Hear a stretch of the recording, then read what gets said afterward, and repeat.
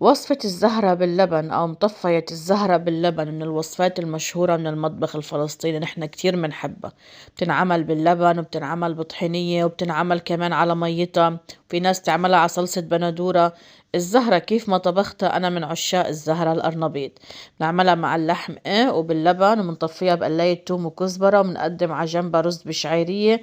وكتير مفيدة للصغار بطبخ اللبن، والزهرة فيها بتكون طعمتها كتير مميزة. وبس بنقدم على جنبها رز بشعيرية، بصل أخضر، قطع ليمون. هيدي الأشياء اللي كتير طيبة تتقدم معاها. وبتقدموها كوجبة غدا رئيسية، بتقدموها بعزايمكن ومناسباتكن كأطباق جانبية على السفرة. استخدمت أنا زبادي الشام، هيدا كتير بحبه لأنه طعمته حامضة. لكل كيلو لبن أنا بحب ضيف معلقة طعام مليانة من النشا، ومنضيف عليه ربع معلقة طعام من الملح، وبنخفق على البارد. أنا ضفت النشا والملح، أنا عاملة 2 كيلو لبن عشان هيك حطيت معلقتين طعام ونص، وضفنا الملح. وبحب ضيف لكل كيلو لبن عصير حبة ليمون، لأنه إحنا بنحب نطبخ باللبن يكون حامض. وهيدا اختياري إضافة الليمون، وما حيفرط معكم. بتضلنا نخفقن على البارد، إذا وقفتوا الخفق رح يفرط اللبن حتى لو في نشا. فضليت نحرك فيهم. طبعا انا خفقتهم قبل ما اشعل النار ليكونوا كتير ناعمين. وبس يبدأوا يغلوا نزلت عليهم مية اللحمة. كل كيلو لبن بحط له كبايتين ونص من مية اللحمة، ومنضلنا نحرك ليبلشوا يغلوا كمان مع مية اللحمة. على فكرة أنا طبخ اللبن لما يشتد معنا وحط له مية اللحمة ما بخليه يغلي كتير بعد هيك، عشان اللبن إذا طبختوه كتير على النار بيصفر.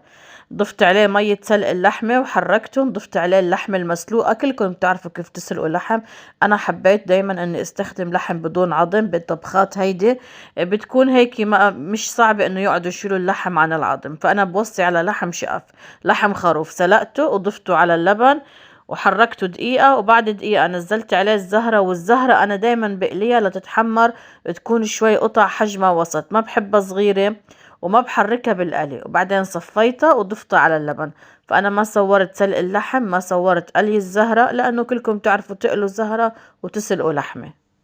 بالوقت اللي أنا حطيت فيه الزهرة باللبن واللحمة كنت محاطة معلقة طعام مليانة سمنة على النار، دوبتها وضفت عليها معلقة طعام توم مهروس، وشوحت التوم شوي، ما بخليه يشقر ويحمر، لا بس يدبل عنا. ضفت عليه الكزبرة الخضراء، ضمت كزبرة خضراء مفرومة، شي كباية وربع تقريبا كزبرة خضراء، بتعطيها طعم كتير طيب. ودبلت التوم والكزبرة مع السمنة على النار لدبلت عندي الكزبرة، ما بخليها تسود لانه مو حلو لون الكزبرة لما تسود. وهون بناخد من اللبن على الطشة، نغليهن هيك ثانية، وبناخد طشة الثوم والكزبرة الخضراء بنضيفها على اللبن مع الزهرة ومع اللحمة. بالوقت اللي انا عملت فيه اللبن وضفت عليه اللحم والزهرة، انا كله هيدا ما بياخد 3-4 دقايق غلي. اذا بالغتوا بطبخ اللبن بيصفر. وبتقلبوهم بمعلقة مسطحة عشان ما تخلوا حبات الزهرة تنفصل عن بعضها، هيدي خطوة كتير مهمة. بنضيف التقلاية بتغلي غلوتين وبنطفي تحتها. بس كتر الغلي للبن بخليه يصفر. هيك قوامه ممتاز، شايفين كيف ماسك وناعم وما فيه اي كتل.